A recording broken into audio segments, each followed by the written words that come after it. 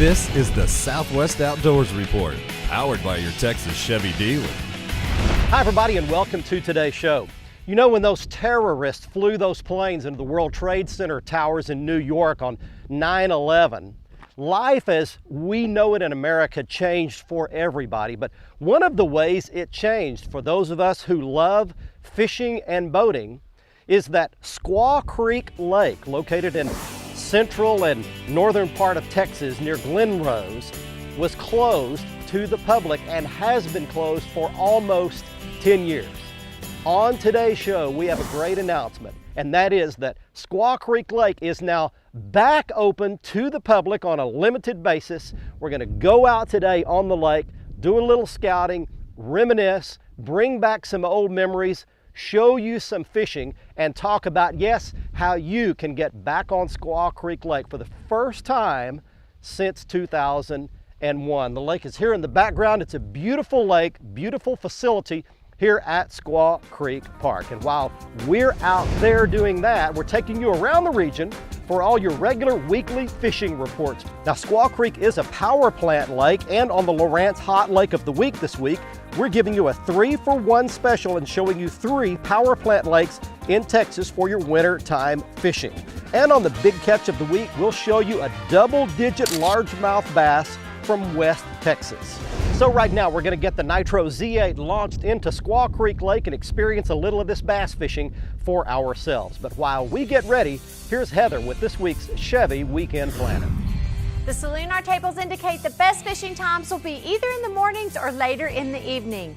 Prime hours on Saturday will start at 9:10 a.m. with the best activity on Sunday beginning at 10:05. The sun will come up at 7:14 and set at 5:21. We've got a new moon starting on Sunday. Now let's get back to Barry. Thanks very much, Heather. We've made it out onto Squaw Creek Lake right now, and a couple of observations. Number one, the wind is howling like it always is. Big whitecaps all across the lake. We're going to be somewhat limited, or a lot limited, to the places we can fish, so I'm not sure how good the fishing's going to be today. Plus, bright bluebird skies. Second observation, I want you to look at this depth right here.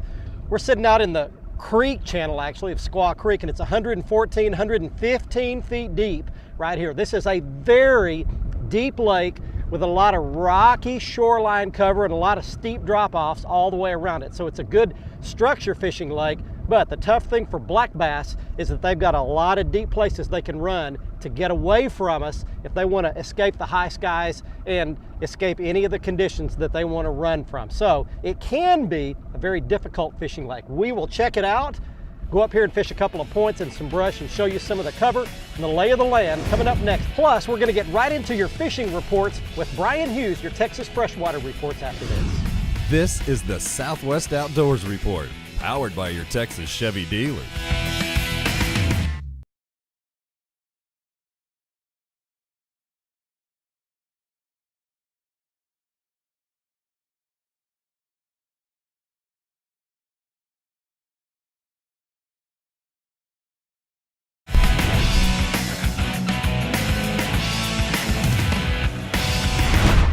Here we go. Hey, I got one. This is going to be the first bass since 2001. Here he comes up. Decent fish. All righty. Welcome back, everybody. Yeah. And a lot of fight in him, too. Easy. Give up, surrender. There we go. All right, there is a bass from Squaw Creek Lake. What memories this brings back from 2001. The last time I fished here was in probably April of 2001. So next April it will be 10 years of me not getting to fish this lake, and it used to be absolutely one of my favorites for that reason. The fish are short, chunky, fat, stocky, and very, very powerful. Let's let him go back. Let me give you the quick lay of the land here of Squaw Creek, what to expect. That fish came out of the very top of an old mesquite tree or bush. The entire terrain here is completely lined with cedars, mesquites, and a few bodarks. And they are even after 10 years, they're still standing in the water. They've not deteriorated. Some of them have, but still lots and lots of timber in the water. That one came on a Texas rig, Little Who Daddy by Gene LaRue. Okay, that's the lay of the land. The water's fairly clear. Water temperature is about 76 degrees right here at mid-lake. So we'll see what it is on both ends of the lake. Right now, let's start our fishing reports from around the region. Let's check in with Brian Hughes in Texas.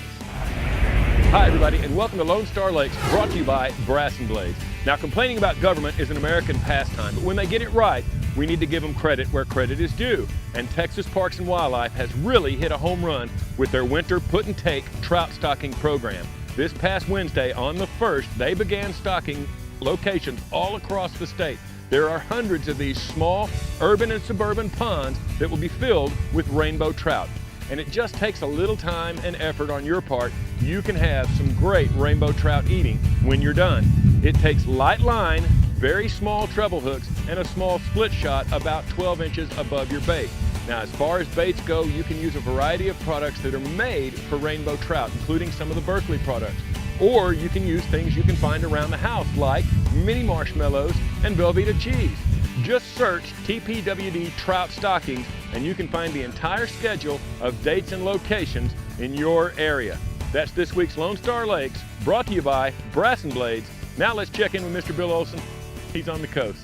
Hi folks, this week's report is brought to you by Port Aransas on Mustang Island. With its Gulf beaches, great coastal fishing, Arnold Palmer Golf Course, fresh seafood, and nighttime hotspots, Port A is truly Texas Island style. For more information, visit the website on the screen. Well, can you believe it? It's December and the fishing is hotter than it was in October. The cold fronts we've seen have not been so severe that the water temperatures have severely dropped. However, speckled trout are holding near deeper water along mud shell shorelines and spoil islands. Once the water temperature warms, topwater lures as well as badonkadonk SS suspending baits are catching fish in more shallow water. Birds continue to be a proven indicator of feeding fish on Sabine Lake. It's one of the hottest bays on the coast for specks, reds, and flounder. Now, lower coast action is picking up along the intercoastal, around Mexikita Flats, and in the Brownsville Ship Channel. A variety of different fish species are being caught. On the middle coast, offshore anglers are catching some big yellowfin tuna that have moved in close, as well as numbers of blackfin tuna as they troll deeper water out of Port A. Red snapper action remains good in state waters around structure and rigs out to 9 nautical miles. Inshore, anglers are catching slot-sized redfish as they continue to roam shallow flats during the middle of the day. Drains from back lakes, as well as those that drain the flats into the channels, are also producing speckled trout. This weekend, both Saturday and Sunday have a double tide schedule of 2 high and 2 low tides each day. I'm Bill Olson, and I'll see you on the coast. Oh, there's one. Hey, I got one. Let's see what I got. Easy, easy, don't break me off. What have I got? Whoa. Good bass.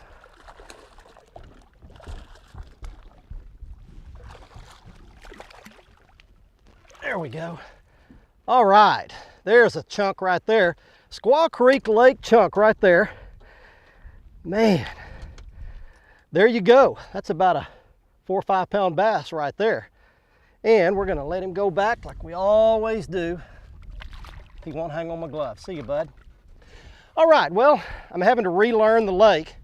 Everything's changed here more than I thought it would. But let me show you a couple of baits that I think will be good on this lake as well as others. Starting at the bottom, that's a lipless rattling crankbait. You fish that early and late in shallow water around grass beds, emergent vegetation, and around some of the shallow stumps. Then we go to a soft plastic bait to fish around all this brush and all the visible timber. That's a Gene LaRue Bifflebug Texas rig, but you can also throw a Carolina rig just as effectively. And then, believe it or not, used to, a jigging spoon was a really good bait off some of this deep structure, off some of these deep points, catching largemouth bass jigged off the bottom. So I believe some of these same patterns will hold. You might want to have those 3 baits ready and available if you're coming to this or several of the other power plant lakes around our region. Stay with us. Gary Dollahan is up next with your Oklahoma Fishing and Lake Report for Sooner Beach. The Southwest Outdoors Report, powered by your Texas Chevy dealers, is brought to you by Nitro Performance Bass Boats. Fish your best in a Nitro. By Stren, the standard of dependability. By Costa Sunglasses, see what's out there. And by Motor Guide, never stop.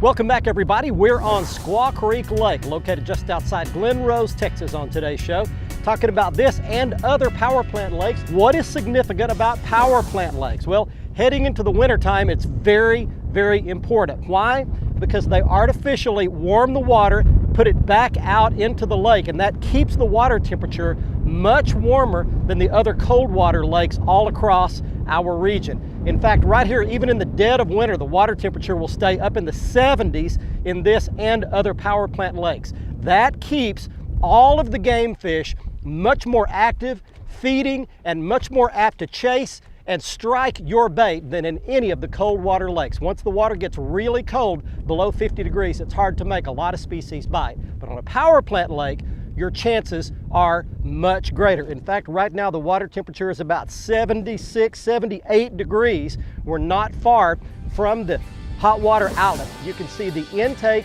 is in this area down on the main lake in front of the boat ramp, and then the discharge is down right in front of the dam. So the coolest water will be on the upper right-hand side of the lake here, and the warmest water will be down just outside the discharge, down closer to the dam in these coves in this area. So you have a power plant lake a try right through the cold weather months. Let's check in right now with Gary Dollahan and this week's Sooner Beat.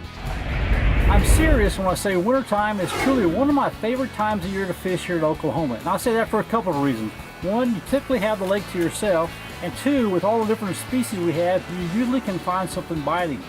Our crappie season is already off to a really good start, getting good reports coming in from many places across the state. Todd Huckabee tells me down on Lake Eufaula, the white and the black crappie are biting really good right now. What he's doing is slow trolling a double jig, about 10 to 12 foot of water along the break lines. And I know for a fact that Fort Gibson, Grand Lake, and Arcadia, those crappie are biting in those places as well. If you don't have a boat to be able to get out there and find the brush piles or fish the break lines, find crappie docks. Those are reporting good catches right now as well. Bass fishing this time of year, that's when I'll start putting on that grub or that jig and spoon and start looking for break lines. My magic break line in the wintertime is typically 19 to 24 feet deep. I like to keep that bait bouncing on that structure at that depth. It's going to catch smallmouth, largemouth, and spotted bass. One thing about them, you can't catch them if you don't go.